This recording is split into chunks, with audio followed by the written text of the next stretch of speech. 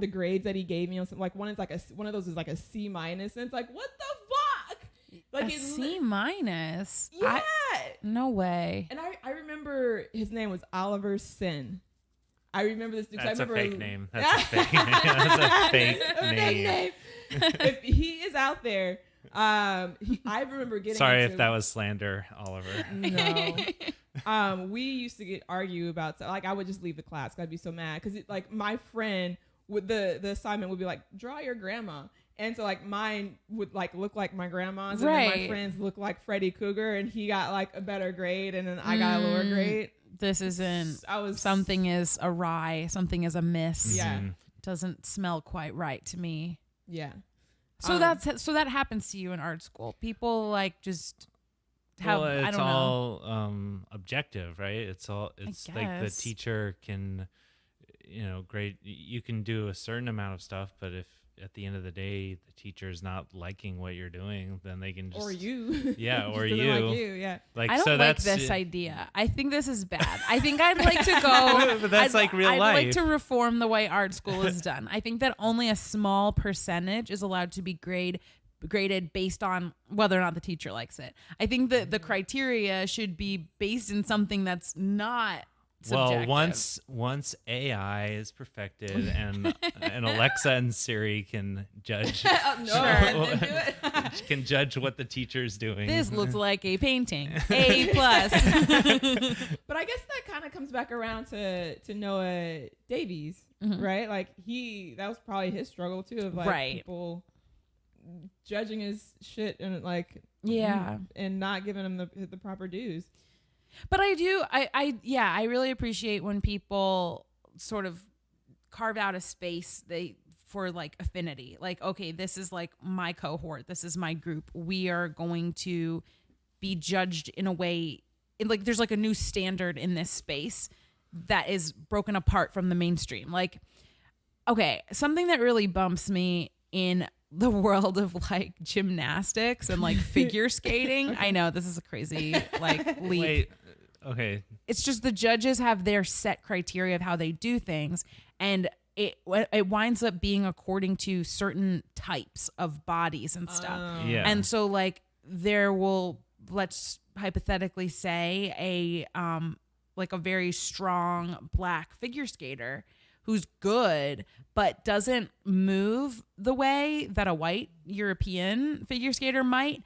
And that person gets docked points just because they're different. So it's almost like, well, then fuck. Like, we should just have our own figure skating thing that's all black judges, and we have a whole new standard for how we do things. Would you allow Tanya Harding to join the black one? Yeah. Because that was her problem. Yeah, That's probably. She had all kinds of problems. Yeah. So just in general, I think that when it comes to art, because like gymnastics is a sport, it's a different thing. You can still I don't know. It's an art. It's an art. Yeah, there's definitely art to it. Didn't Simone Biles win the all-around for gymnastics? A lot of stuff. I think she won the gold. Yeah, good. She broke through. Yeah, she did. She did a really good job. I don't know what to say. She did it. Just sorry. I mean, I don't know. But I mean, that's like of all the young black women who are gymnasts, trying to get that far, but probably.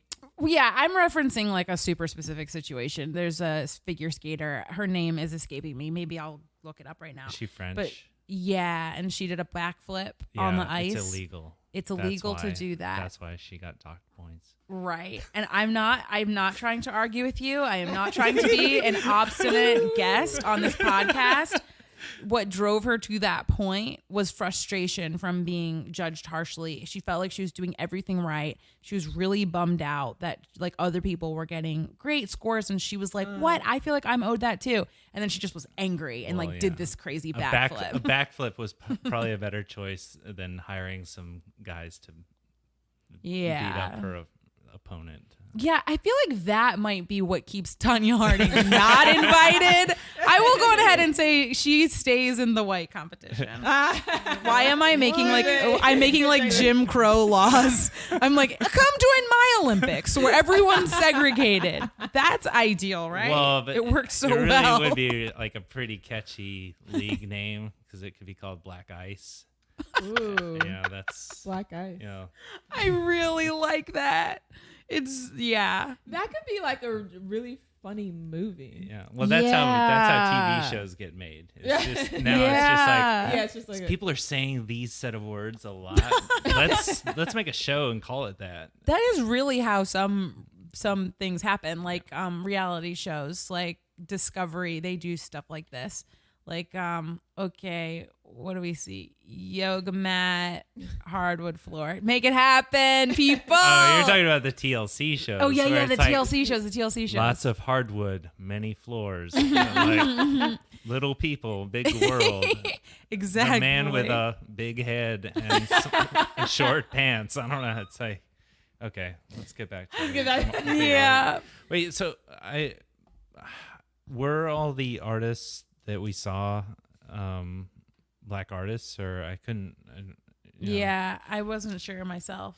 Yeah, I don't know. I didn't look up online who the artists were at the exhibit, but from what I understand is that these are all, everything in there is something, not everything, but there's an emphasis on politics, like black politics, very specific. So I would imagine the artist is probably black, because otherwise that would be kind of weird. I know they had he had some pieces like kind of controversial, like there was a woman who was lynched, and that was like the centerpiece of the, like when it first opened. Wow. Yeah, so like they do kind of powerful things like that. Very provocative, I guess. And then the reason why there's not a whole lot of descriptions of the piece throughout the museum is because he wanted everyone to just look at it and kind of feel something, interpret it however you need to interpret it, and like come to. That's cool. Yeah. Yeah, because, okay, as someone who did not go to art school, I'm just a layman. I find that when I go to bigger museums, there is a lot of signage. There's a lot. It's like before I am allowed to enter a room, I have to read like a long thing to put me in the right headspace for whatever I'm about to see. But in this museum, I felt a lot freer to kind of just move about as I liked. Not saying that either way is like right or wrong or good or bad. I just noticed that. I noticed that I didn't feel like there were a lot of restrictions on where I was allowed to go when, you know? Right, yeah. I feel like it's kind of generally how I usually go to museums, where I try not to read the placard or, you know, the description of it until after I've looked at it, and I also try not to give too much weight to what it is. I just, you know, if you have to have like a whole backstory to your painting or whatever, it's like, well, that's true. Well, then why is it art? Why didn't you just write a book about, about like a storybook or something? Can I just tell you guys though, I feel this like I feel like I don't want to be rude to whomever curated it. Uh-oh. So like this is so stupid. This is so stupid. But I just feel like the actual artwork is the dessert, and I'm not allowed to get that first. First, I'm like, they are good, nice people that set this whole thing up and invited me in here. Let me just read this paragraph or whatever. Oh, they've got some more plaques I gotta read. Well, don't get too into the paintings yet. Like, it's such a stupid thing, but I don't know. I want to be nice to the people who set it up for me. Yeah, well, I think we're just used to doing that also. Like, that's pretty much a standard. It's okay. If I was a curator, I would want people to read my and I think descriptions. I also am thinking I'm the only one doing this. So I'm like, no, I'm not gonna be like Chuck. I'm not gonna do that. I'm gonna give them the time of day. They brought the artist in here after all. Did you guys find a piece that stood out or something that you remember? Yes. Yeah. I'm gonna open up the photo now. Oh, okay. Chuck, while I look at it, what about you? Well, there was a garden behind the museum that's I forget what it had a specific name, but there was a large piece. It was a large white canvas hung up, and I just felt like it was a really powerful piece. It was the largest piece in the entire museum, and it was just a big white canvas, and it felt, I felt like I understood without even reading a plaque that it was about white oppression. I mean, I could just be, making that up. I didn't see the plaque for it, so I don't know. That would be hilarious if you were just spot on. Like, that's what the description is like. Well, I just imagine that's what that guy who was taking a picture of it was thinking in his, Yeah, it's like, this is white supremacy right here. This is it. He was probably he looked German to me, but that's he was just German. Judging people. I'm sorry. I don't know, guys. What do you think? Do you think? Wait. Because what if, as much fun as we're having laughing about it, what if it was a piece? No, wait, hold on. We gotta somebody explain, or what? Do I have to explain the fact that I'm kidding, or? It sounds like you're kidding, but no, it looked like just a canvas to project. It was a movie screen. It was a movie screen, and we saw there's a movie screen in the garden, in Noah Davies' Peace Garden behind the museum, and we were out there and we saw a guy taking a picture of the movie screen. There's nothing on the screen. It's the middle of the day. He took a picture of it. I actually took. Then I took a great picture. Yeah, we all did. And it's like we were all really enjoying that garden. We were all talking about how nice it must be for movie screenings. And then this guy showing up, taking this photo, it really changed the vibe. It was really just like, oh, man, we're worried about this guy now. Is he okay? No, he was moved. Like, that's what I'm saying. Like, it touched him somehow. Yeah, and it wasn't like he just looked at it and thought, oh, there's some art. He liked it so much. He took a phone to take a picture. To be fair, the picture I took of it looks pretty cool. I mean, I put it on my Instagram. And the photo that I have of you taking a photo for your Instagram is also pretty cool. And the photo I have of you taking a picture, and then of Lorraine taking a picture of you. That's also, I mean, this is art. Yeah. Well, what we did was art. What we did was we made we made it art. We turned that white screen into a meme. We memed it. Art is in the eye of the beholder. Okay, so this is my favorite thing that I saw. It was a 1928 piece by Donald Judd. Did you guys see? It was like plexiglass. What is this? Aluminum and colored plexiglass. It's really cool. The piece is untitled, and this was a little bit of information on the plaque, because you guys know how much I love plaques. Yeah. can't get enough. He says, material, space, and color are the main aspects of visual art. Everyone knows that there is material that can be picked up and sold, but no one sees space and color. Two of the main aspects of art are invisible. The basic nature of art is invisible. And it's this one. Yeah. Oh. I really liked it because what I thought about when I looked at it was how wherever you take it, it will be different. Because my first thought when I was looking at it on the wall, seeing the light kind of come through the plexiglass and fall into this pattern, I was like, oh, it's such a bummer. If you ever move it, it's not the same piece. And I was like, wait a second. That's the point of it. Well, but with pieces like that, usually they come with instructions on how to hang, like where the light needs to be. Like the other piece where it was just the giant purple ball. Oh yeah, Like the sand has to be put out every time that it gets put in a gallery. Right. So they maybe have instructions for how you do it. Yeah. But I mean, I do agree that that's a cool thing about that piece. Yeah. I thought my first thought was that it looked like an overhead projector, or that's what it made me think about. Yeah. At first, just because it's kind of I don't know, something about the colors and the what it was doing. But I'm glad you read that, because it really like hit me, because what I love about music, what music is like it's almost the absence of sound, like the combinations of the songs that we listen to. There's always missing sound in between those beats. Right. Cool. And my cool.